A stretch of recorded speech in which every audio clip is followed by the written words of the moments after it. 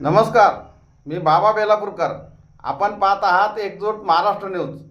सर्व तामझामपासून कायम दूर राहून साधेपणा, दीनची सेवा आणि समाज प्रबोधन यासाठी संपूर्ण आयुष्य वेचणारे तबलीग जमातचे महाराष्ट्र प्रमुख हाफिज मंजूर साहेब यांचे वयाच्या 93व्या वर्षी दुःखद निधन झाले आहे.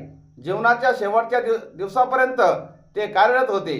काल पहाटे फजरच्या नमाजानंतर त्यांना चक्कर आल्याने मशिदीतून तातडीने दवाखान्यात नेण्यात आले. मात्र तेथे डॉक्टरांनी त्यांना निधन झाल्याचे जाहीर केले.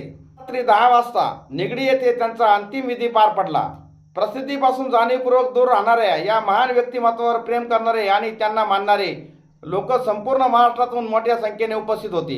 हाफिज मंजूर साहेब यांनी समाज, विशेषतः तरुण पिढी व्यसनमुक्त आणि हुंडामुक्त व्हावी यासाठी आयुष्यभर अथक परिश्रम घेतले. समाजातील लग्ने साधी, कमी खर्चाची आणि इस्लामी पद्धतीने व्हावीत यासाठी त्यांनी सातत्याने जनजागृती केली. त्यांचे संपूर्ण आयुष्य साधेपणा, प्रामाणिकपणा व समाजसेवेचा आदर्श राहिले. प्रत्येक जीवाला एक ना एक दिवस आपल्या निर्माणकर्त्याकडे परत जायचे आहे असा त्यांचा जीवन प्रवास होता.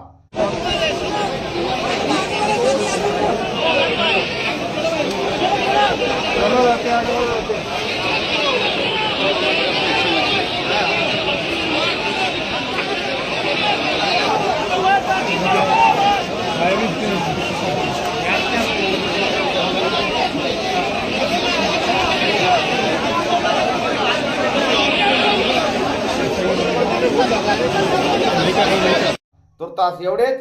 भेटूया पुढच्या बातमीपत्रात. जय हिंद, जय महाराष्ट्र.